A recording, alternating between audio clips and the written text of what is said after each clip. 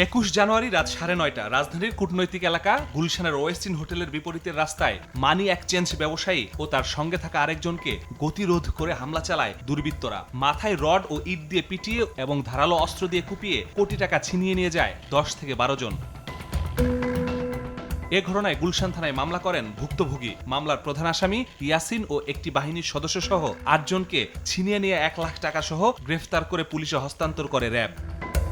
কিন্তু গ্রেপ্তারের মাত্র 11 দিনের মাথায় প্রধান আসামি ইয়াসিন সহ 2 জনকে জামিন দিয়েছেন আদালত। বাদী পক্ষের আইনজীবীর অভিযোগ, মুখ্য মহানগর হাকিম আদালতের জামিনের শুনানিতে তাদের অবগত না করে গোপনে জামিন দেয়া হয়েছে। জামিন বাতিলে মহানগর দায়রা জজ আদালতে আবেদন করেছেন বাদীর আইনজীবী। একাধিকবার চেষ্টা করেছি যে মামলায় আসামি পক্ষ কোনো পুটআপ বিজ্ঞ আদালতে দায়ের করেছেন কিনা, কিন্তু আমরা সাধারণত জানি কোনো পুটআপ দায়ের করা হলে এই মামলাটা শুনানি হয় 2টার পরে, জামিন শুনানি যদি আসামি হাজতে থাকেন।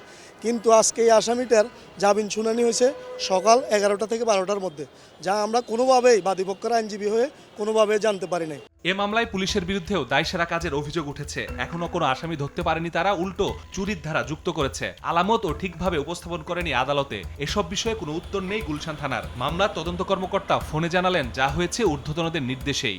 সংঘবদ্ধ চক্রেরা এই কাজই করে, তাদের সাথে আলাপ করে যদি তদন্তের ভিতরে আমি এরকমই হয় আমরা একটা ব্যবস্থা নেব। ওনাদের ডিসিশনের বাইরে তো যেতে পারবো না।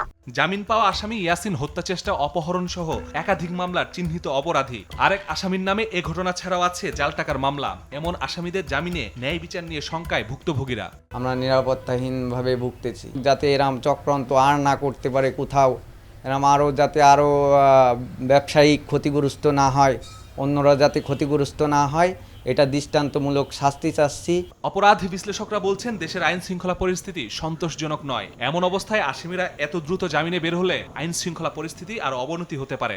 বিচারাঙ্গন বা বিচারালয় আইন শৃঙ্খলা বাহিনীর কাছ থেকে মাঠের পরিস্থিতি বা বাস্তবতা অনুধাবন করে তারা জামিন সহ অন্যান্য সিদ্ধান্তগুলো বা রায়গুলো তারা গ্রহণ করবেন। আমাদের এখানে এর কিন্তু যথেষ্ট ঘাটতি আছে, আর এই ঘাটতির কারণে এই সুযোগটা অপরাধীরা কাজে লাগাচ্ছে। দুর্ধর্ষ ডাকাতি ছিনতাইয়ের ঘটনায় মামলা নিতে ও জামিন দিতে সংশ্লিষ্টদের আরও বেশি দায়িত্বশীল হওয়ার আহ্বান ভুক্তভোগীদের। মাসুদুর রহমান, সময় সংবাদ, ঢাকা।